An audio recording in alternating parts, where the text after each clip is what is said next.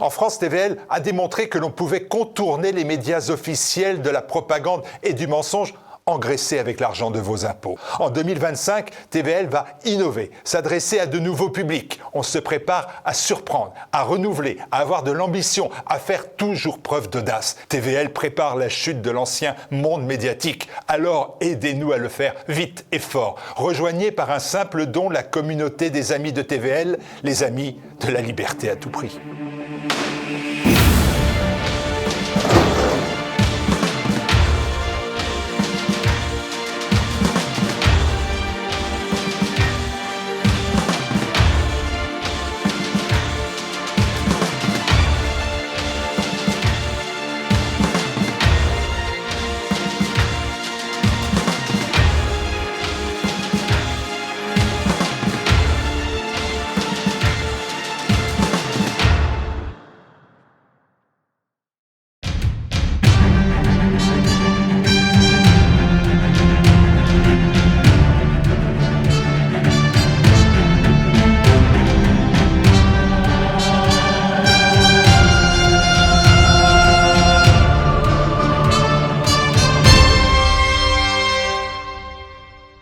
Bonjour à tous.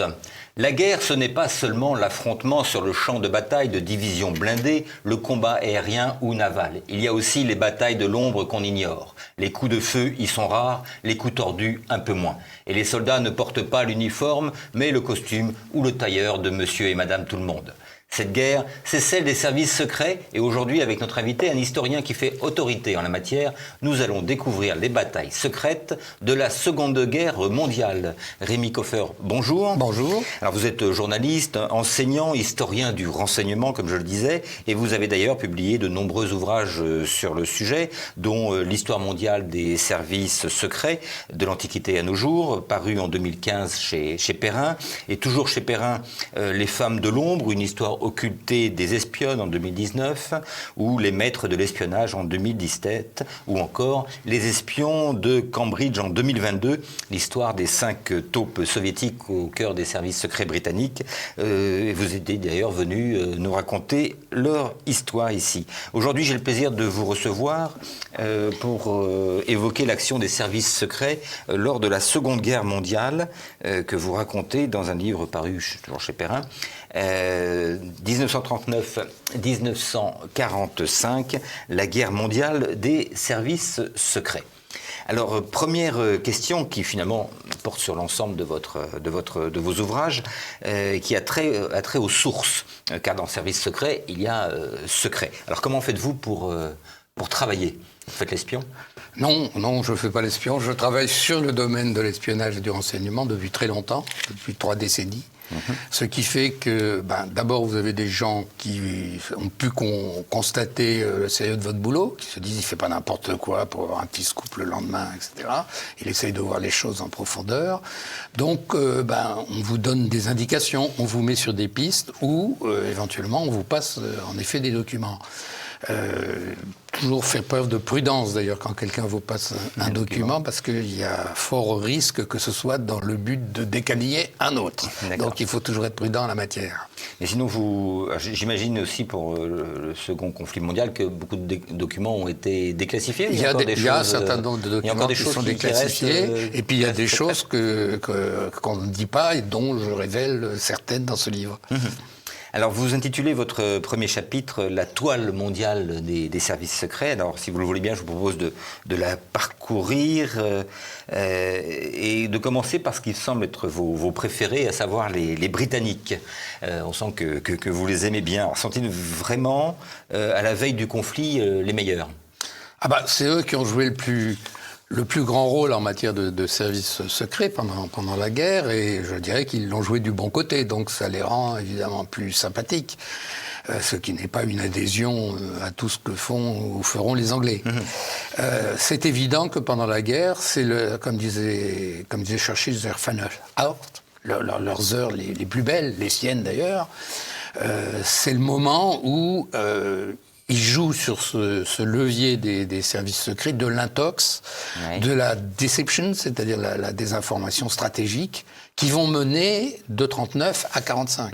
C'est-à-dire que c'est un travail, pour les Anglais, c'est un travail en continu, qui commencent avec des moyens assez modestes, mais ils vont le faire avec la ténacité du bulldog des Britanniques. Ils vont le faire continuellement, ce qui fait qu'ils créent, je me rappelle plus le chiffre, mais je l'ai établi, c'est 158, je crois, fausses unités pendant la guerre, par exemple. Des fausses unités dont des brigades françaises libres qui n'ont jamais existé, des brigades... et même un corps d'armée américain, le 2e corps de Fusag, qui n'a jamais existé et qui est censé être dans le nord de l'Angleterre et peut-être pouvoir débouler dans le Pas-de-Calais après le débarquement en Normandie. Donc l'idée, c'est faire croire aux Allemands que le débarquement en Normandie n'est qu'une ruse, une opération secondaire, et que le vrai débarquement va avoir lieu dans le Pas-de-Calais. Ce sont les meilleurs, peut-être parce que ce sont les plus préparés. Déjà, enfin, leurs services secrets sont déjà très bien organisés, très bien. Pouvez-vous nous expliquer comment sont constitués les services avec britanniques? sa causticité habituelle, John le Carré a écrit que les services secrets étaient le sanctuaire spirituel des classes dirigeantes britanniques. Ouais. Ils ont une très longue tradition, puisque le premier service de renseignement moderne a été créé sous la reine Élisabeth Ier. Donc, ça ne nous rajeunit pas. Ils ont une longue tradition. Maintenant, il faut reconnaître qu'en 1939, ils n'ont plus que des ruines. Ils n'ont plus que des ruines. Mais sur la base de cette très longue tradition, ils vont pouvoir très vite reconstruire des services de renseignement, d'intoxication très performants qu'ils ont, je développe aussi ça dans ce livre, qu'ils ont interconnecté avec l'action des commandos. Oui, parce que figurez-vous qu'en 1940, il n'y a plus personne. Enfin, l'armée anglaise, ils ont pu rapatrier, après Dunkerque, ils ont pu rapatrier les soldats, mais les canons, les chars sont restés en France, et ils n'ont plus grand-chose. Et là, les deux éléments, enfin, il y a deux éléments sur lesquels ils peuvent compter, c'est la Royal Navy, parce que, évidemment, c'est la plus forte d'Europe. Ils peuvent compter sur la Royal Air Force, c'est pas encore certain, mais on le verra pendant la bataille d'Angleterre. Et les deux autres éléments, c'est les services secrets et les commandos. Il se trouve qu'il y a un personnage tout à fait fascinant qui est à l'articulation des deux, qui s'appelle Dudley Clarke, qui est un officier très atypique, dont le frère écrivait des scénarios de films très drôles. Enfin, c'est un personnage très anglais. Et Dudley Clarke, il organise dans la nuit du 24 au 25 juin 1940 le premier raid de commando britannique sur les côtes françaises près du Touquet. Bon, c'est le moment où l'armistice. La France baisse les bras et accepte l'armistice. Et à ce moment-là, alors c'est fait de briques et de broc avec des canaux qui ont été fournis par la Royal Air Force, des bateaux pneumatiques qui ont été fournis. C'est fait n'importe comment, des yachts personnels qu'on a réquisitionnés. Mais ils font un coup et les types reviennent en Angleterre et dans un des deux ports où ils débarquent, les gens les applaudissent en disant ils sont allés mettre la pâtée au Rhin. Les Anglais, parce que nous, les Boches, pour les Anglais, c'était les Rhin. Et puis l'autre port, d'ailleurs, je ne vais pas raconter en détail, mais dans l'autre port, ils se font interner parce qu'on pense que c'est un débarquement allemand. Mais c'est le coup d'audace. Ce coup de commando, ils font rien de. Mais il faut rien. Dudley Clarke se prend une balle, pas comme Trump il n'y a pas longtemps, mais il se prend une balle un peu comme ça dans l'oreille. Mais rien, c'est rien du tout. Il lance quelques grenades, il tue quelques soldats allemands. C'est un coup d'épingle. Mais ce coup d'épingle est destiné à la fois à lutter contre les Allemands, mais surtout à remonter le moral de la population britannique. Alors que les Allemands s'enferment dans la forteresse Europe, les Anglais vont multiplier les coups d'épingle, qui vont avoir une efficacité terrible, parce qu'il ne vous a pas échappé que le régime nazi était un système totalitaire et qui reposait en particulier sur le culte du chef. Le chef décide quand même d'énormément de choses dans ce régime. Et le chef, exaspéré par ces opérations de commando, va leur attribuer une importance telle qu'il va... Par exemple, il va garder... Il n'y aura jamais moins de 350 000 soldats allemands en Norvège. Parce qu'Hitler, il y a eu des coups de commando en Norvège, et il a peur qu'il y ait des coups de commando en Norvège. Donc ça fixe ses troupes. Il va d'ailleurs franchir le pas criminel, mais avec Hitler, le pas criminel est très vite franchi. Avec le commando Sbeffel, c'est-à-dire l'ordre commando, sur la base d'informations bidons qui lui ont été transmises, il dit tous les commandos alliés, même en uniforme, vont être fusillés, ce qui est évidemment contraire aux lois de la guerre.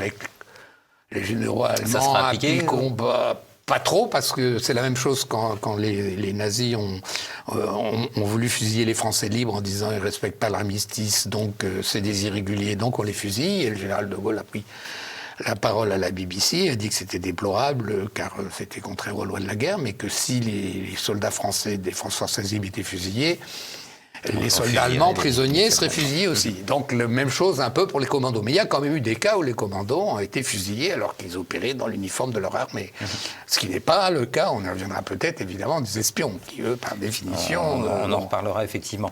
Alors, ces Britanniques, les renseignements sont des renseignements militaires, ils ont des renseignements militaires, mais ils ont la vieille maison qui a été remodernisée en 1909, qui est le MI6, qui existe toujours sous le nom de MI6, qui dépend du département des affaires étrangères, donc ça, c'est et qui est un peu la DGSE, si vous voulez. Et puis, ils ont le MI5, qui a été créé à la même date, et qui dépend, lui, du Home Office, c'est-à-dire du ministère de l'Intérieur. Bon, ils ont ce service. Et puis, Churchill, qui a 100 idées par jour, mais il ne sait jamais quelle est la bonne, mais il est très impressionné. Churchill est un homme qui respecte les gens qu'il a affrontés. Il a affronté les boers pendant la guerre des boers, donc en Afrique du Sud, et il a du respect pour eux, et en particulier pour ce que les boers appelaient les commandos, avec un K.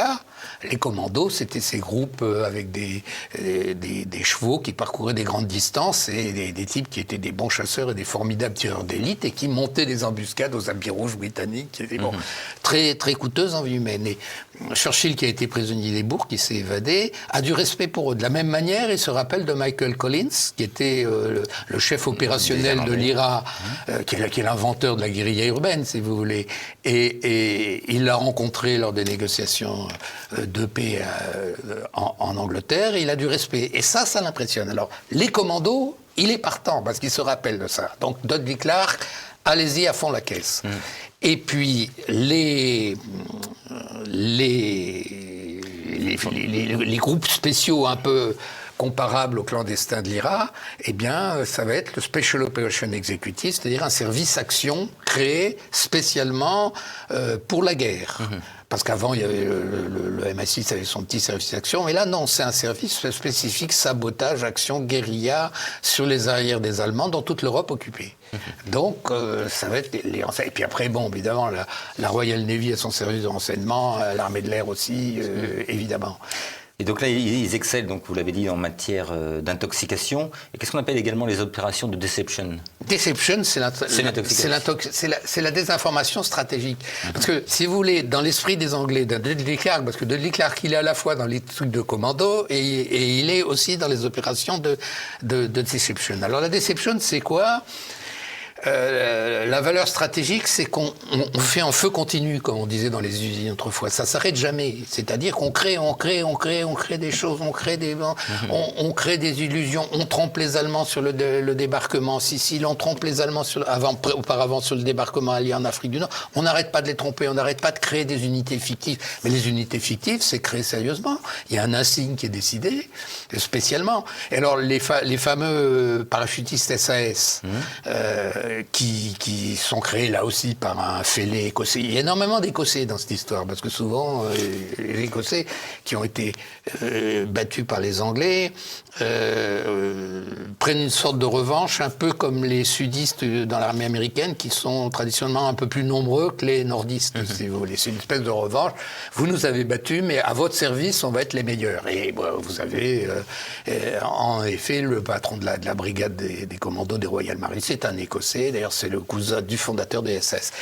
Et ces SAS, ça va aussi être utilisé pour les opérations de deception. Parce que Dudley Clark, quand on parlait de ce gars qui veut faire des parachutistes des unités parachutistes pour attaquer les aéroports de l'Axe en Afrique du Nord et au Moyen-Orient, et il se dit, ça c'est génial. Moi, je voulais créer une fausse brigade aéroportée. Alors là, c'est encore mieux, parce que ceux-là, ils vont faire des coups qu'ils vont accréditer. Donc, on crée la brigade. Alors, on va dans le détail. Vous avez des types avec un insigne qui se baladent dans les bars du Caire, qui se font remarquer le plus possible, parce En que se on ne sait jamais, c'est une chose basique du renseignement militaire, mais dessiner les insignes pour voir quelle est l'unité. Or, il y a des tas de fausses... Là, ça accrédite des fausses unités. Il y a des types qui se font voir avec et qui gueulent, qui sont les meilleurs, ceci et cela. Ils sont chargés de faire ce boulot. Donc, vous voyez, c'est un travail continu. Un travail continu, c'est-à-dire qu'il y a une unité, plusieurs unités qui font du brainstorming. Vous aurez deux formations. Vous aurez la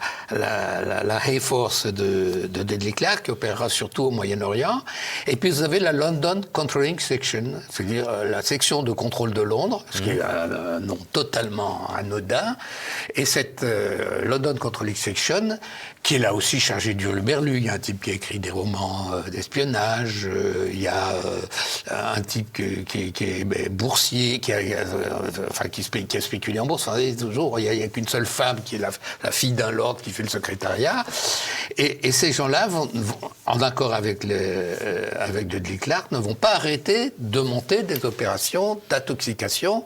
Quel est le but de la manœuvre? C'est que les Allemands soient dans le brouillard le plus total. Qu'à chaque fois, les Allemands soient dans le brouillard le plus total, donc qu'ils réagissent en termes, entre guillemets, militairement rationnels, c'est-à-dire prévisibles. Donc les Allemands qui n'ont pas cette souplesse d'esprit, vu l'organisation de l'armée allemande, qui est déjà très rigide, et puis l'organisation du Troisième Reich, évidemment. Alors, je propose maintenant de passer la Manche et de nous arrêter d'abord en France, où là, l'ambiance n'est pas vraiment la même entre les services de renseignement et le pouvoir politique, contrairement en Angleterre. Bah non, parce que vous avez déjà en France, vous avez l'affaire Dreyfus. L'affaire Dreyfus, donc ça a créé, elle se passe au sein du service de renseignement qu'on appelle le SR, et évidemment, ça crée un malaise. Et la classe politique française, qu'elle soit de droite ou de gauche à l'époque, elle préfère suivre ses intuitions, ou un ami qui a voyagé, qui a été en Allemagne, qui dit que c'est Hitler, finalement il n'a pas l'air méchant, ou des choses de ce genre, plutôt que d'un service de renseignement. Par ailleurs, on a un service de renseignement militaire, qui s'appelle toujours le SR, qui est assez bon, qui a recruté 2 taupes qui mériteraient de figurer au Hyde Parade des grands espions du XXe siècle. Oui. Hans Thilo Schmidt, qui est un Allemand qui est venu d'abord pour de l'argent, qui travaille à la Chiffrierstelle, c'est-à-dire la section du chiffre allemand, et qui va apporter les premiers éléments sur la fameuse machine à crypter et à décrypter les messages Enigma, qui est une machine de masse. Il y aura plusieurs dizaines de milliers d'Enigma qui sont en circulation. Bon, en gros, le truc, vous avez un clavier, vous tapez votre message et il se transforme en un autre, les lettres avec des rotors, des machins, c'est très compliqué. Mais on aide les Polonais, qui sont nos alliés avant les malheureux qui soient écrasés, on aide les Polonais à décrypter, car on leur fournit les clés. Consacrer un gros chapitre aux Polonais les Polonais qui finalement ont l'air très bons en décryptage. D'abord, les Polonais, ils sont en décryptage. Ils sont en train d'inventer les maths modernes. Ce que fera Alan Turing en Angleterre aussi pour la même raison. Ils sont en gros en train d'inventer l'ordinateur et les maths modernes. Et puis ils joueront, effectivement, je consacre un chapitre à parler du rôle des Polonais dans la résistance française. Il est très important parce que, en particulier au début, c'est surtout les réseaux polonais qui sont efficaces. Sachant que dans les réseaux polonais, vous avez beaucoup de Français en réalité aussi. C'est pas la résistance, c'est au hasard des rencontres.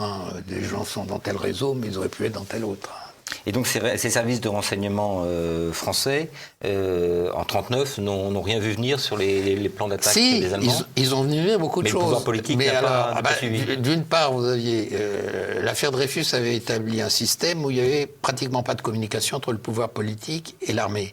C'est-à-dire que le haut état-major ne se mêle pas de politique, et les politiques ne se mêlent pas, à part voter le budget, mais des affaires militaires, ce qui est une mauvaise solution. Et du coup, on a choisi le plus consensuel des commandants en chef, qui est Gamelin, le général Gamelin. Et le général Gamelin, il est très bien, il est capable de disserter sur les tableaux de Michel-Ange, etc. Il plaît à la classe politique et surtout, il dérange personne. Alors, vous partez faire la guerre avec un commandant en chef qui ne dérange personne. C'est pas, à mon avis, c'est pas une très bonne idée.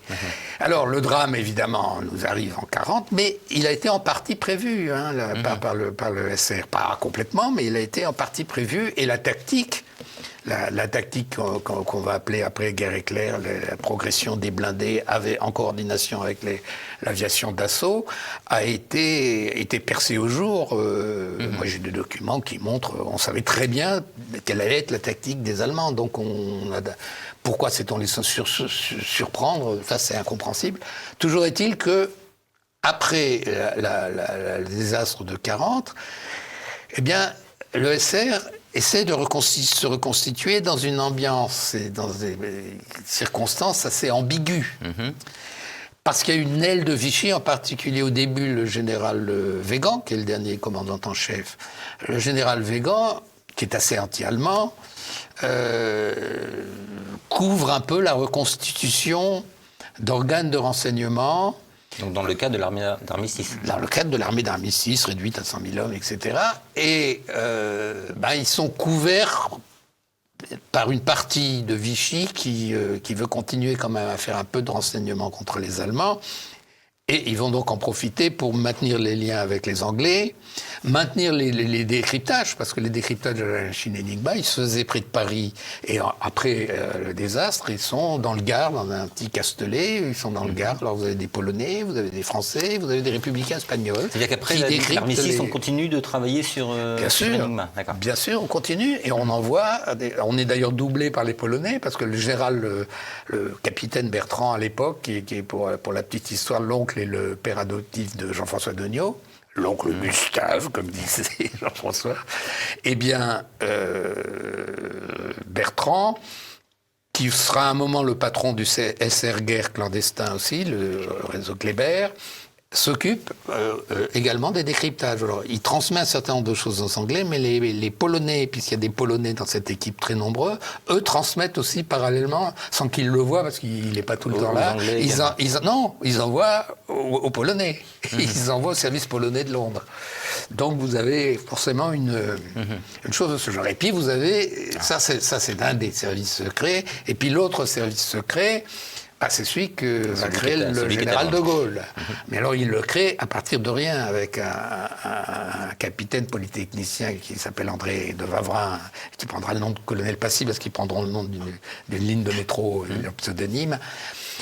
Et ils partent vraiment de rien, avec des personnages vraiment moralement extraordinaires comme Honoré Dessiendorf, qui se fera malheureusement vite prendre et fusiller. Et lors du démantèlement du réseau d'Honoré Dessiendorf, par exemple, eh bien, les Allemands arrivent à retourner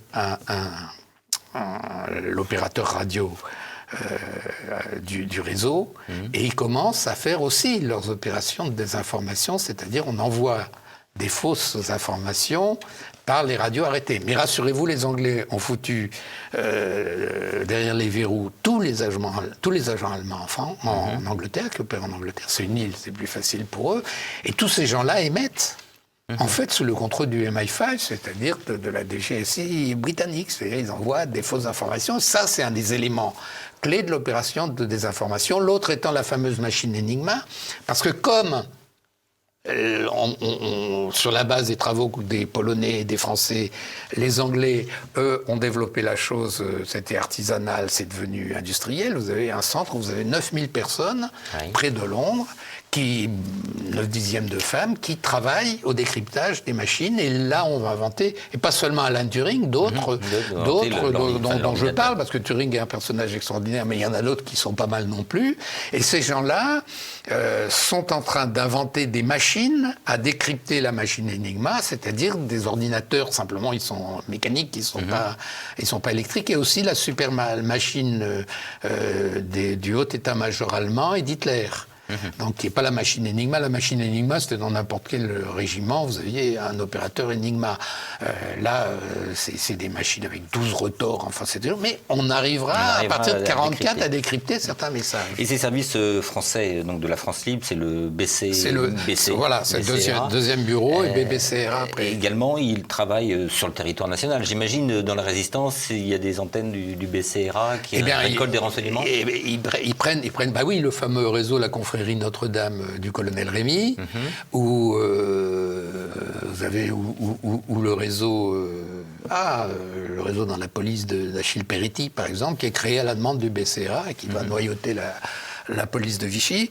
Alors oui, bien sûr, si vous voulez, les gens du SR d'origine qui ont continué à travailler, parce qu'il y a aussi un contre-espionnage clandestin qui est déguisé en bureau des travaux ruraux, une entreprise bidon. Et en fait, ils font du contre-espionnage, ils arrêtent des agents allemands ou italiens, dont certains seront même jugés et fusillés. Et puis d'autres aussi, parce que vous avez plusieurs personnages dont je parle qui, disons, avaient la gâchette facile. L'un a fini d'ailleurs gangster associé des frères Guérini, c'était Robert Blément. Et ben, parfois on fait disparaître des agents allemands, et pareil en Afrique du Nord.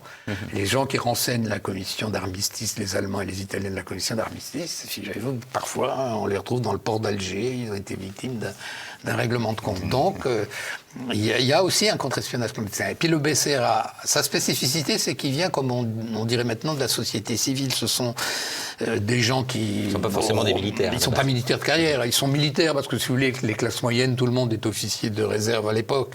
Mais ce n'est pas des militaires professionnels. Et le personnel des réseaux, 35 000 agents homologués après-guerre, si j'additionne tous les réseaux dépendants du BCRA, parce qu'en tout, il y aura à peu près 55 000 agents de renseignement. Je parle d'agents dont les états de service ont été validés après-guerre, c'est pas machin qui va raconter au bar, etc. Et c'est des réseaux, vous aurez des grands réseaux comme, je vous parlais de la confrérie Notre-Dame, et vous aurez l'Alliance de Marie-Madeleine Fourcade, donc le plus grand réseau en Europe occupé, dirigé par une femme. Et l'Alliance sera d'abord MI6 et puis passera après sous le label BCRA, parce que les gaullistes vont progresser. Je montre aussi dans ce livre que De Gaulle fait une utilisation politique très astucieuse du travail de ses services de renseignement. C'est-à-dire qu'à partir du moment où les Alliés vont débarquer en Normandie, en France en tout cas, eh bien à partir de ce moment-là, ils ont besoin de renseignements fournis par des Français de préférence, parce que les Français sont sur le terrain. C'est-à-dire qu'il y a une sorte de donnant-donnant qui va s'établir. De Gaulle gagne de l'espace politique grâce au travail du BCRA et de l'équipe de Wavrin, d'André Manuel et après de Pierre Brossolette, qui est une grande figure de la résistance. Il fait du donnant-donnant avec les Alliés.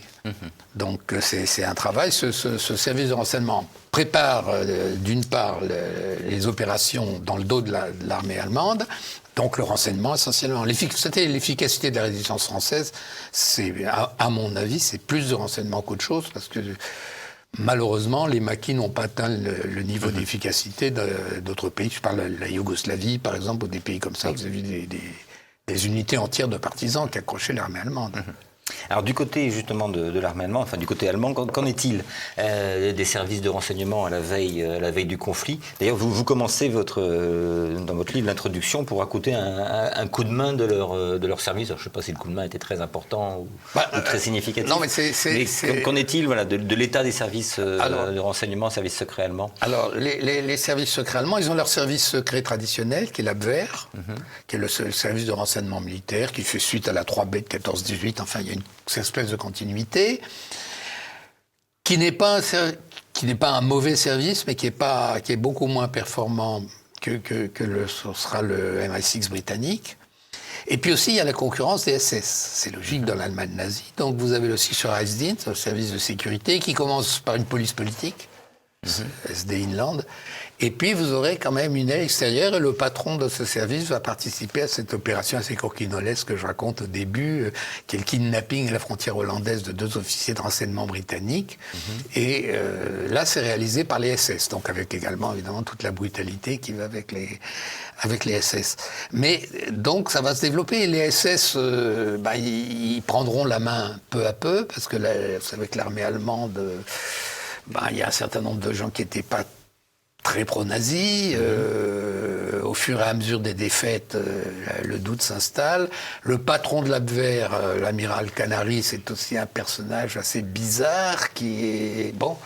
Et puis, au sein de l'Abwehr, vous avez aussi des vrais renseignements. Vous avez Erwin von Lausen, qui est un Autrichien, Donc le service autrichien a été absorbé par l'Abwehr, et c'est une de nos grandes agentes.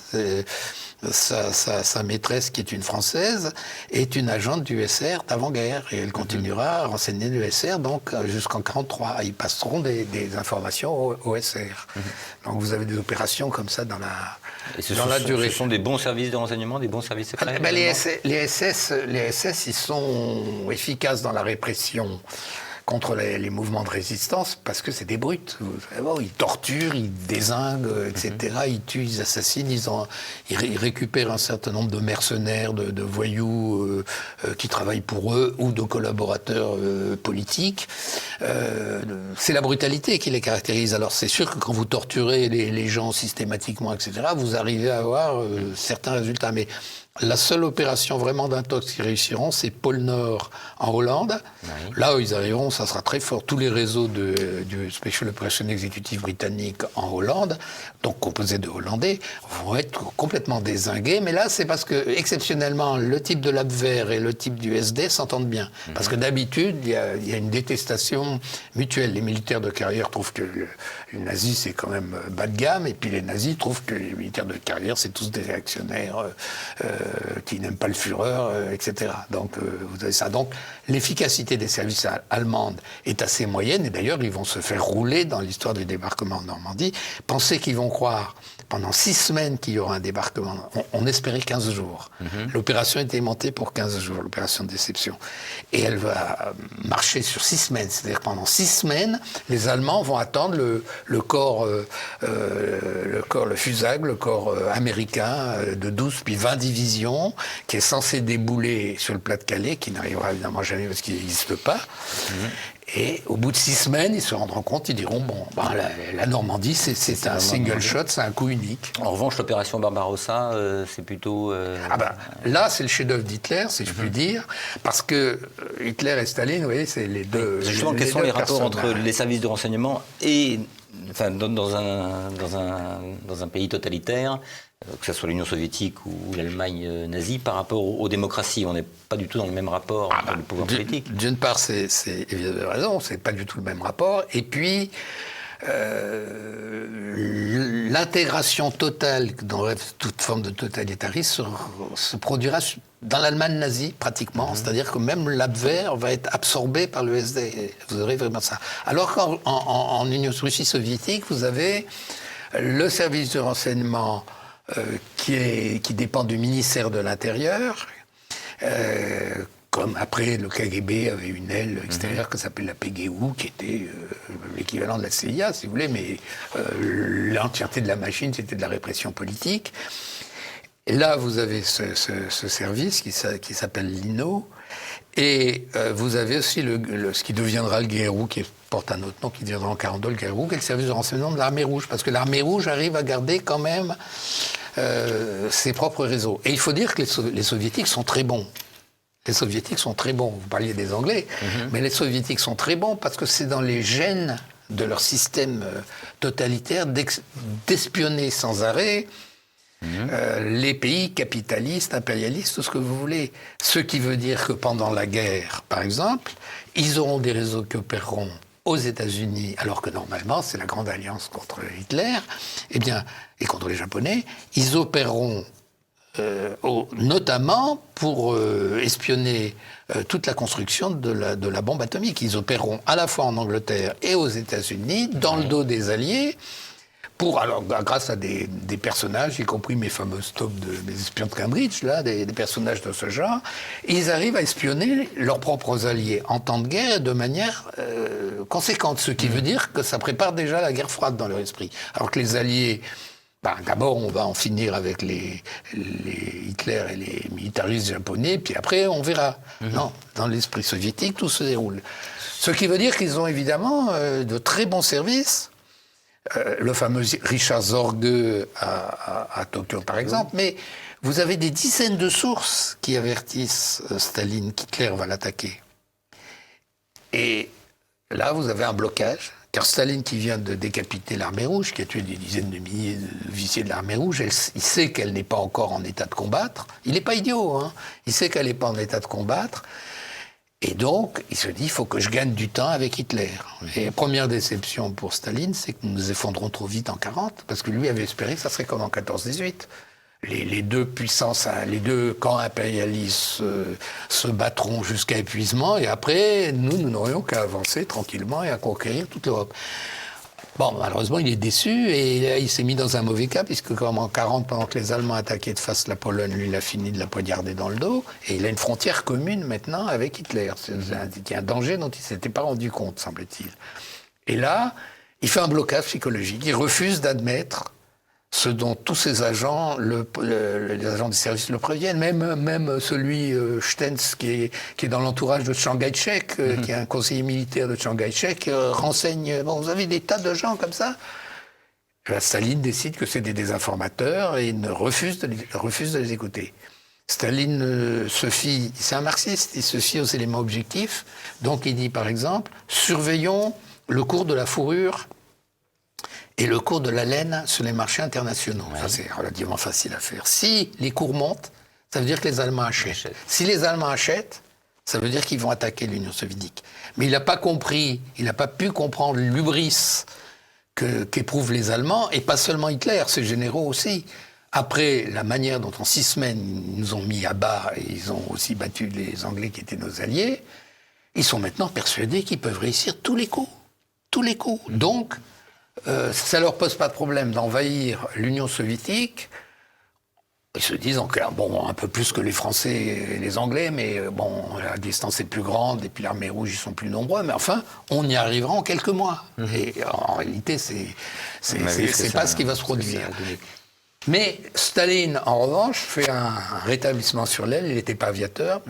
C'est son fils qui était alcoolique et aviateur. Mais bon, lui commence à comprendre l'utilité des sources dont il dispose. Et il va les mettre à travailler. Et il va en avoir d'extraordinaires. Donc Messiaen de Cambridge, par exemple, mais aussi l'Orchestre Rouge en Allemagne, qui a des gens anti-nazis convaincus qui renseignent les soviétiques jusqu'en 1942, puis qui se font prendre.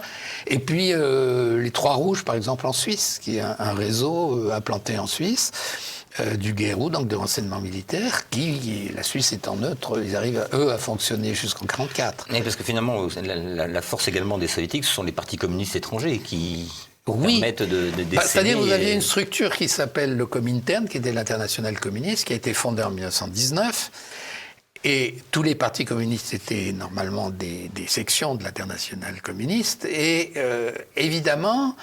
ça a donné une implantation telle que les services de renseignement soviétiques ont pu pomper des éléments intéressants qui parlent la langue du pays, qui connaissent les coutumes du pays, qui ne sont pas des éléments étrangers qui vont se faire...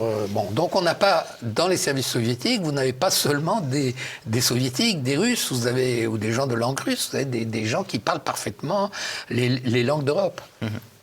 Alors, on va passer maintenant à ceux qui paraissent finalement les plus faibles au début de cette guerre, en termes de services secrets, qui sont les États-Unis, qui connaissent, eux, leur Barbarossa avec Pearl Harbor. Alors, quel est l'état des services secrets américains en 1939 ? C'est le foutoir, c'est le bazar. C'est-à-dire que d'abord, ils ont un service de renseignement de l'armée. Et puis ils ont le FBI qui prétend tout faire, mais qui n'est pas très bon en matière de contre-espionnage, parce que ce qui intéresse John Edgar Hoover, son patron, c'est les coups médiatiques. Donc le contre-espionnage, ça n'est pas de repérer le réseau adverse, c'est de le retourner, comme les Alliés ou les Français avec le commandant Payeul arriveront à retourner un certain nombre de gens qui vont travailler pour les Alliés. Bon, ça, c'est pas... Ils n'ont pas vraiment de services de renseignement. Alors, ils ont des services de décryptage qui sont bons, mais qui sont éparpillés. Il y a ceux de l'armée, et puis il y a ceux de la marine. Alors, vous imaginez ce que c'est que les États-Unis, les distances, quand même. Hein. Et un jour, c'est l'armée qui est responsable, le lendemain, c'est la marine, ce qui est le pire système. Alors, ils ont des décryptages... ils ont des unités de décryptage assez efficaces, mais...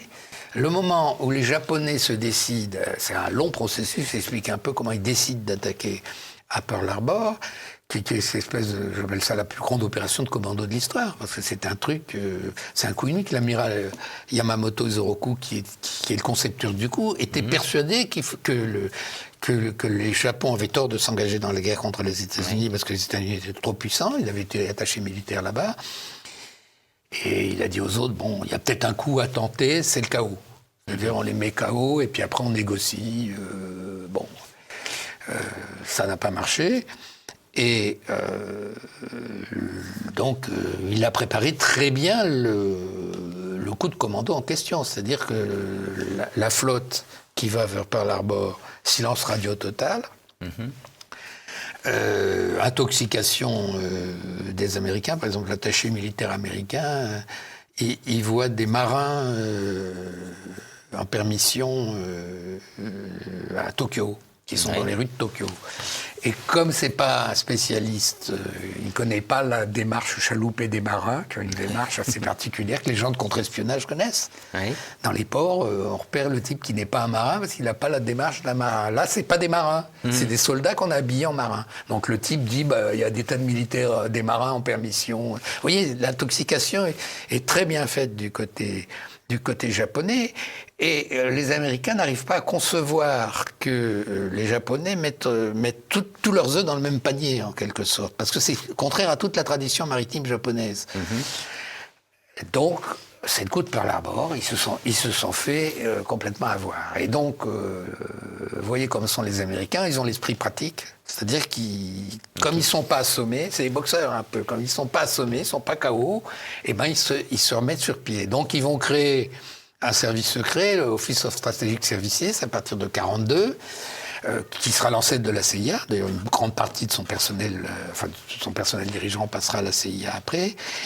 Et puis, ils rationalisent leur service de décryptage, ce qui va leur permettre de remporter notamment la bataille de Midway, qui est une bataille de service secret. C'est uniquement le décryptage des communications japonaises. On arrive à savoir quel est le projet de l'amiral Yamamoto et de la flotte et on l'attend près de Midway, et avec aussi beaucoup de chance, on arrive à encouler un certain nombre de choses. Et là, la guerre dans le Pacifique commence à tourner, comme le débarquement en Afrique du Nord a commencé à tourner. Parce que il y a quelqu'un qui avait eu cette très belle formule, c'est la bissectrice de la guerre. C'est-à-dire, c'est le moment où, jusqu'à présent, ça tournait du côté de l'axe, et là, ça commence à se retourner. Et donc ces services secrets américains, eux, ils entament également des opérations d'intoxication de commandos en Europe ou... Alors, leur problème, c'est qu'ils vont être élèves des Anglais, ils vont être en grande partie élèves des Britanniques. Donc ils apprennent d'eux, mais en même temps ils ont toutes les qualités que peuvent avoir les Américains. Je parlais d'esprit pratique, mais c'est des bons techniciens, la radio, le machin, l'avion, tout ça. Ils ont des gens qui s'y connaissent. Et puis ils mobilisent du personnel civil. Oui, ils recrutent comment ? Ils recrutent des patrons de boîtes, des cas de sup, des gens comme ça. Qui savent organiser un travail, si vous voulez. C'est-à-dire qu'ils vont suppléer les Britanniques et renforcer, parce qu'ils ont des moyens techniques plus importants. Et puis ils sont à l'abri. Ils sont loin des bombardements. C'est quand même plus tranquille. Alors, vous aurez par exemple Alan Turing, qui est à cette fameuse usine à Bletchley Park, à décrypter la machine Enigma et d'autres machines allemandes. Il fait un séjour aux États-Unis, on l'envoie aux États-Unis, et là, il découvre le système d'organisation, parce qu'il y a un type qui lui dit, mais nous, des machines, des reconstitutions de machines Enigma, on peut en faire des centaines. Et ils vont effectivement en fabriquer des centaines, parce qu'ils travaillent. Les Anglais avaient passé le décryptage à un stade industriel, et avec les Américains, c'est industriel puissance 2. Donc c'est surtout là-dessus qu'ils s'appuient. Alors, dans le domaine de l'action, Wild Bill Donovan, qui est un personnage croquignolé aussi, qui est un grand héros de la guerre de 14-18, mais un personnage un peu... Et Wild Bill Donovan pense que, parce que les Américains ils ont une pensée très psychologisante. Donc, ils pensent, par exemple, que notre effondrement de 1940, c'est la fameuse 5e colonne, qui est un nom qui date de la guerre d'Espagne. Et donc, il veut qu'il fasse de l'action psychologique. Et les Anglais disent, l'action psychologique, c'est un travail à part. C'est pas les services secrets qui doivent s'en occuper. Et d'ailleurs, sur le front d'Extrême-Orient, qui préoccupe les deux, et encore plus les Américains. Ils ne croient pas du tout à la désinformation de masse, au machin, au tract qu'on envoie. Ils disent l'important, c'est d'intoxiquer les élites dirigeantes.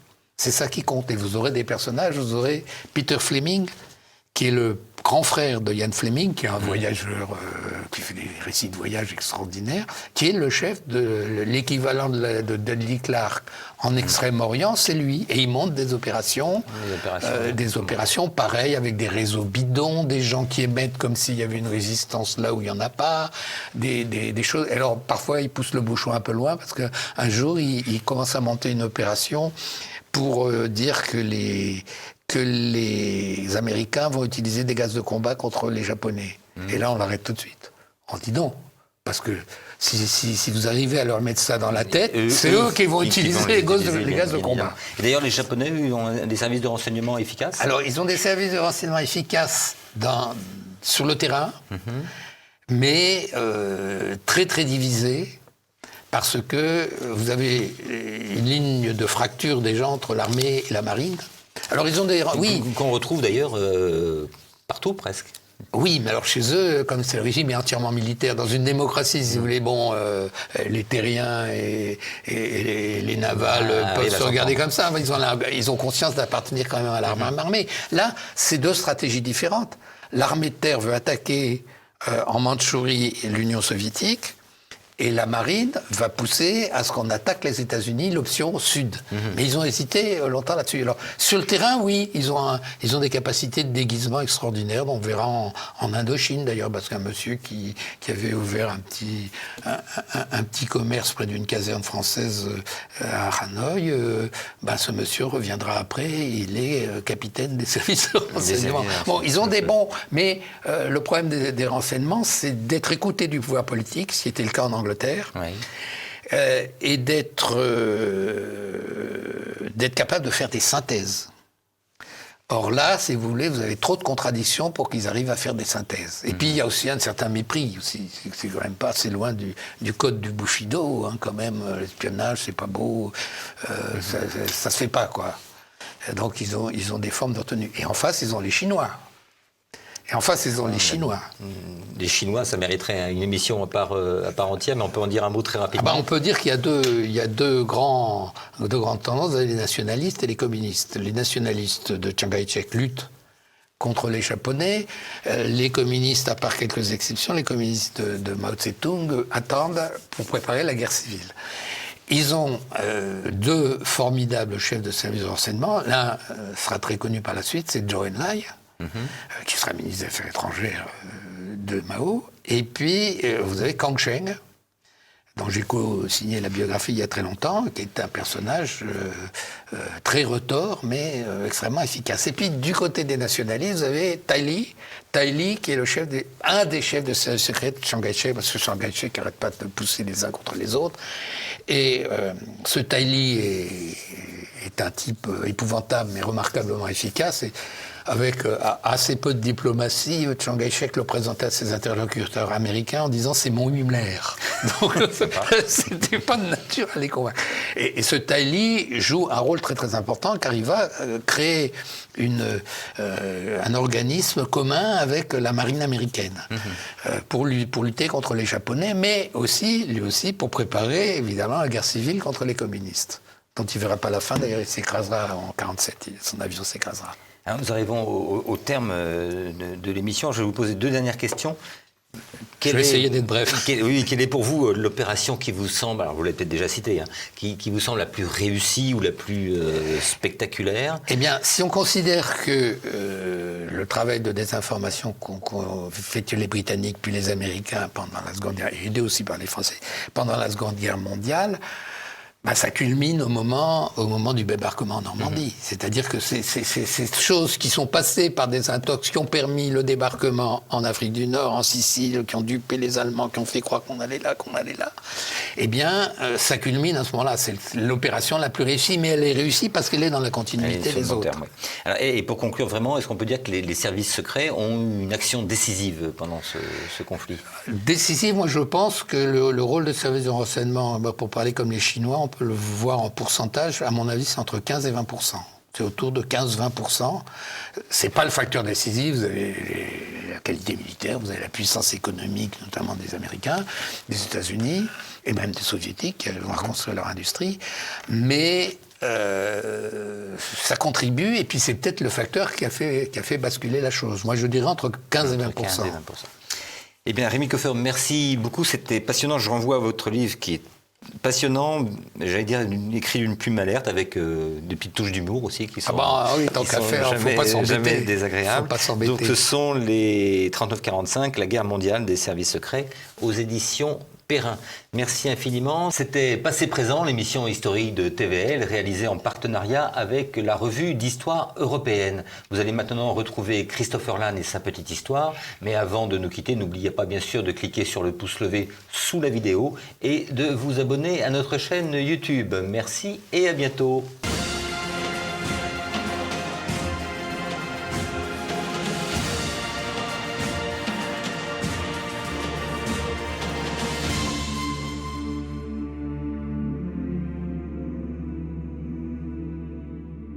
Aujourd'hui, nous allons parler de l'un des fondateurs de la France chrétienne, un saint très connu, notamment pour avoir baptisé Clovis, et qui aura toute sa vie été le trait d'union entre l'Empire romain finissant et le nouveau royaume franc. Je vais évidemment parler de Saint Rémi. Rémi fait partie de ces nouvelles élites romaines qui sont implantées en Gaule, qui sont des fonctionnaires provinciaux, qui n'ont pas de nom de famille très illustre et d'héritage très illustre, mais qui ont de grandes propriétés foncières et qui surtout ont reçu une éducation classique. En plus, après la crise du IIIe siècle, on a vu chez ces élites naître un sentiment, un regain de patriotisme pour ne pas voir disparaître Rome, l'éternel Rome. Face aux invasions germaniques répétées, eh bien, toutes ces nouvelles élites se sont majoritairement converties au christianisme et même à partir du 5e siècle, sont majoritairement, encore une fois, rentrées dans le clergé. En effet, la carrière romaine est bouchée, la carrière institutionnelle romaine est complètement bouchée par l'effondrement des institutions politiques de l'Empire, et le clergé apparaît alors comme une issue, une voie d'uniformité au sein de ce nouveau monde qui, comme je l'ai dit, est en mutation. Je l'ai dit, il y a beaucoup de candidats, ces nouvelles élites romaines se dirigent vers le clergé, mais à Reims, là d'où vient Rémi, eh bien il n'y a pas de candidat justement, il n'y a que Rémi qui a alors 22 ans. Et aussi incroyable que ça puisse paraître, eh bien c'est à 22 ans, en dépit du droit canonique, que Rémi va être propulsé en tant qu'évêque de Reims. Nous sommes alors en 459, Rémi est un tout jeune homme, je vous l'ai dit, il a 22 ans et on n'a pas le droit normalement d'ordonner quelqu'un évêque en dessous de l'âge de 30 ans, mais voilà, il n'y a pas de candidat, il n'y a pas foule, et en plus Rémi est issu d'une famille très puissante et il a reçu une très bonne éducation. Il y a déjà là une particularité chez Rémi dès son intronisation en tant qu'évêque. Mais il va s'appliquer à la tâche, vous savez, à l'époque, les églises étaient dotées de biens fonciers inaliénables, il fallait donc les gérer, c'était à l'évêque de le faire, chaque évêque était souverain en sa paroisse, en sa ville, et Rémi va diviser ses revenus fonciers en 3 parts égales. La première va aller à la construction de bâtiments, la seconde va aller directement au clergé, et la troisième, qui est la plus convoitée, va aller aux pauvres. En plus d'avoir la particularité d'avoir été intronisé en tant qu'évêque très jeune, Rémi a également une forte personnalité réputée absolument imperturbable, droit dans ses bottes, avec pour objectif de faire un habile mélange entre cette civilisation romaine qu'il ne veut pas voir mourir et le nouveau royaume franc qu'il doit convertir.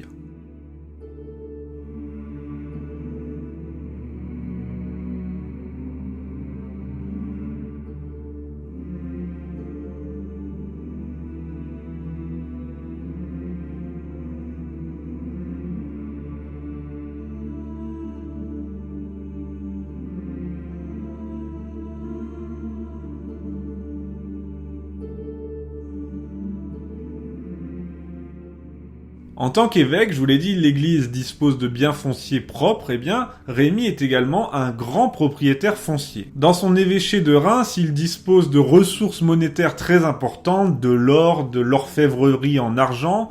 Il a vraiment un évêché puissant et très riche. Pourquoi ? Non seulement pour assurer son fonctionnement, mais aussi il faut avoir des réserves monétaires importantes pour pouvoir racheter toutes celles et ceux de ces ouailles qui ont été raflées par les Germains, par les nombreuses invasions barbares qui se répètent et qui sont absolument imprévisibles. En somme, il faut avoir du stock pour pouvoir libérer ces gens une fois qu'ils sont capturés. Il est également connu pour avoir obtenu le fameux vase de Soissons, le vase liturgique de Soissons. Il l'a obtenu directement de Clovis et il le lèguera dans son testament à l'église de Reims. Il est également propriétaire de vignes. À l'époque, on était plutôt centré sur les cochons et l'élevage d'animaux dans les évêchés. Mais Rémi est propriétaire de vignes et d'ailleurs il les cultive lui-même. Pourquoi ? Tout simplement parce que cela génère des revenus importants dont il a besoin pour les raisons que je vous ai expliquées tout à l'heure. Même au sein de l'église et même en tant qu'évêque, il se distingue par un caractère impétueux. Par exemple, il outrepasse le droit canon en nommant un laïc évêque. Pour lui également, la foi constantinienne et le droit romain ne font qu'un. Il est un défenseur de l'église mais aussi un défenseur de l'État et des pauvres, évidemment. Par exemple, il est très pragmatique, il considère le roi des Francs, même païen, donc Clovis, comme un homologue. Son paganisme ne le dérange pas du tout. D'ailleurs, il va être chargé en secret par Clotilde, la femme de Clovis. Il va être envoyé à Clovis, justement, pour lui donner des cours de théologie et pour le convertir. Il va avoir la charge d'instruire de la foi chrétienne le roi des Francs. Il va mener de longs entretiens avec lui et il va beaucoup admirer la personnalité du roi qu'il considérera comme le gardien de la patrie et l'ultime rempart contre les païens. Toute son énergie, tous ses efforts vont être consacrés à faire de Clovis le nouveau Constantin. Ça ne va pas être une mince affaire, leurs entretiens, leurs conversations ne vont pas être tout de suite très concluants. Clovis, vous le savez, est un roi païen avec un état d'esprit, une mentalité païenne. Pour lui, un dieu, un nouveau dieu qui puisé doit être puissant, doit lui apporter des richesses, la victoire, etc. Ainsi, par exemple, lorsque le fils aîné de Clovis, qui avait pourtant été baptisé, meurt, Clovis juge que Dieu laisse mourir les innocents, laisse mourir les baptisés, les fils de rois, donc il juge ce dieu peu satisfaisant, on va dire. Mais Clovis va persister, il va même avoir recours à un ermite germanique qui s'appelle Vaste pour lui enseigner la foi chrétienne dans sa propre langue. Bon, il parle latin, mais là, avec sa propre langue, pense-t-il, ça va être plus facile à appréhender. C'est finalement le spectacle des malades guéris sur le tombeau de Saint-Martin à Tours qui va finir de convaincre Clovis d'adopter définitivement et sincèrement la foi chrétienne.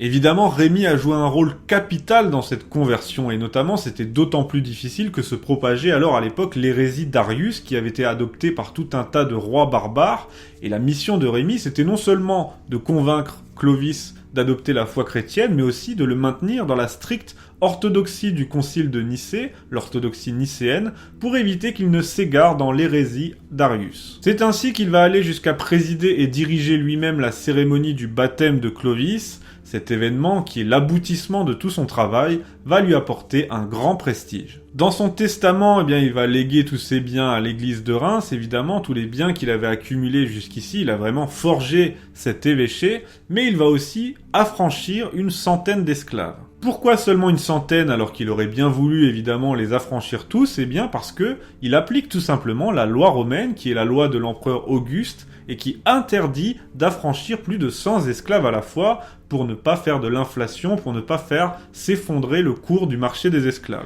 Ainsi, on voit qu'encore une fois, Rémi est doté d'un grand sens civique, qu'il distingue l'État et l'Église, les lois temporelles et les lois spirituelles, et qu'il a toujours été un trait d'union entre les deux, à la fois entre l'Empire romain finissant et le nouveau royaume franc, mais aussi entre le domaine spirituel et le domaine temporel. Il aura évidemment été contesté, même durant sa vie, sa longue vie, puisqu'il est mort à l'âge de 96 ans, et certains commençaient même à s'impatienter un peu. Pourquoi ? Eh bien justement pour son sens civique, pour son caractère impétueux, mais finalement il aura atteint son objectif qui est de préserver coûte que coûte l'héritage de Rome.